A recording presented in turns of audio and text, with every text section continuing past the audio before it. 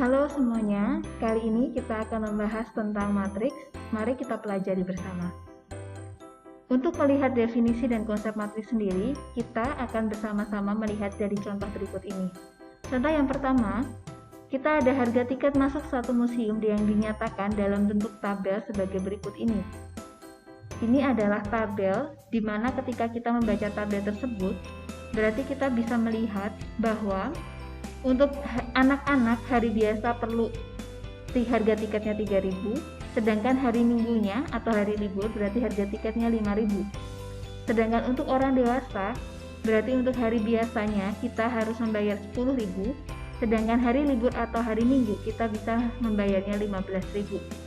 Nah, bentuk dalam tabel ini bisa kita nyatakan dalam aturan persegi sebagai berikut, yaitu 3.000, 5.000, 10.000, 15.000. Jadi angka-angka yang ada di dalam tabel tinggal kita pindahkan saja dan kita nyatakan dengan tambahan tanda kurung besar atau kurung siku.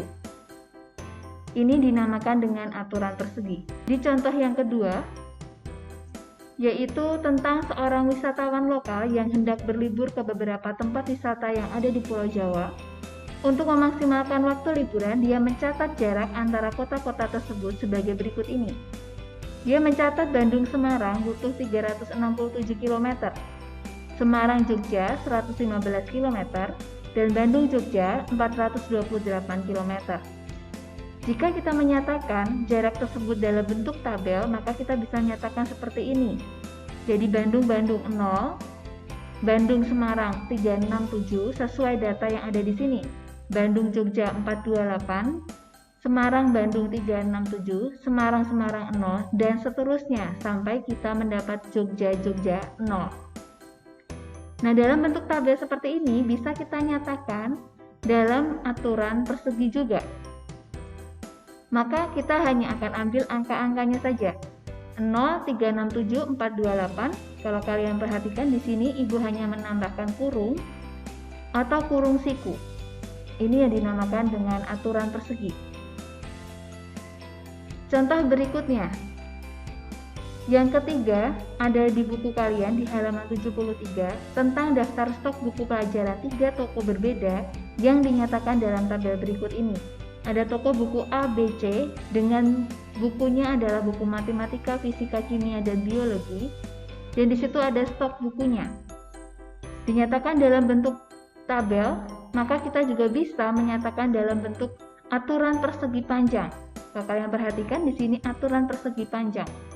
Jadi angkanya tinggal kita pindahkan saja ke sini. Nah, nanti kita lihat ya apa itu aturan persegi dan aturan persegi panjang. Atau juga bisa dengan kurung siku. Kalau sudah, angkanya saja yang kita pindahkan tanpa merubah apapun. Nah, itu adalah gambaran tentang matriks. Dari stok buku yang tadi kita peroleh dalam bentuk kurung atau kurung siku, ternyata untuk dalam matriks atau aturan persegi panjang, bagian 38, 25, 20, dan 8 kita namakan sebagai baris 1. 35, 18, 24, dan 5 kita namakan dia sebagai baris 2. 6, 21, 19, 17 itu sebagai baris 3. Sedangkan untuk 38, 35, dan 6 kita sebut sebagai kolom 1. Selanjutnya 25, 18, dan 21 sebagai kolom 2. Dan untuk 20, 24, 19 sebagai kolom 3. Dan untuk 8, 5, dan 17 sebagai kolom 4. Setelah kita melihat baris dan kolom pada tabel yang sudah kita nyatakan dalam bentuk aturan persegi atau aturan persegi panjang tadi, sekarang kita akan melihat anggota-anggota yang ada di dalam aturan itu. Caranya bagaimana? Kita lihat bersama. Ketika menyebutkan P34, contoh ya, P34, maka yang disebut pertama adalah baris terlebih dahulu. Sedangkan yang disebut kedua adalah kolom. Maka kalau saya bertanya P34 mewakili siapa, maka artinya yang harus kita cari adalah unsur dari matriks P yang terletak di baris ketiga dan kolom 4. Kalau dilihat di sini unsur P, ini namanya unsur ya, di angka-angka yang ada di dalam P. Baris ketiga, tadi baris itu adalah yang mendatar.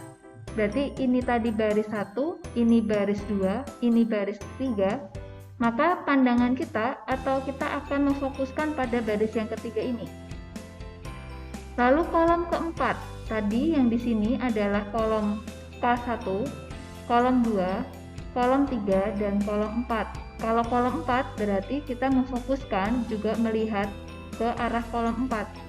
Maka yang dimaksud dengan unsur ketika P34, di situ jawabannya adalah 17. Maka saya isikan 17. Contoh kembali, P21. Kalau saya bertanya P21, berarti saya akan melihat di baris yang kedua, berarti pandangan saya akan ke sini. Dan kolom yang pertama, maka hasilnya adalah 35. Kemudian kalau pertanyaan berikutnya adalah di P13, berarti ada di baris yang pertama, kolom yang ketiga, maka yang terkena ungu adalah 20. Itu untuk unsur-unsur yang ada di dalam P. Selanjutnya, kita akan melihat bahwa ternyata matriks itu adalah sekelompok bilangan yang disusun berbentuk persegi panjang atau persegi, yang tadi kita sebut sebagai aturan persegi atau aturan persegi panjang, dengan anggota atau unsur-unsur yang mendatar disebut sebagai baris dan yang menurun disebut sebagai kolom, di mana semua unsurnya berada dalam tanda kurung. Tanda kurung di sini bisa sebagai tanda kurung besar biasa atau tanda kurung siku. Nah, untuk menyepakati supaya kita sama, yang Ibu gunakan adalah kurung siku. Berarti kita bisa simpulkan di sini dalam penulisan matriks bahwa matriks itu dapat dinyatakan dalam A atau B, C atau apapun itu, yang penting huruf abjad besar sama dengan, lalu kurung siku, dan di dalam kurung siku di situ ada unsur-unsur dari matriks A. Di situ ada A11, A12, A13 dan seterusnya sampai di nanti kita ketemu di banyaknya baris dan kolom yang ada.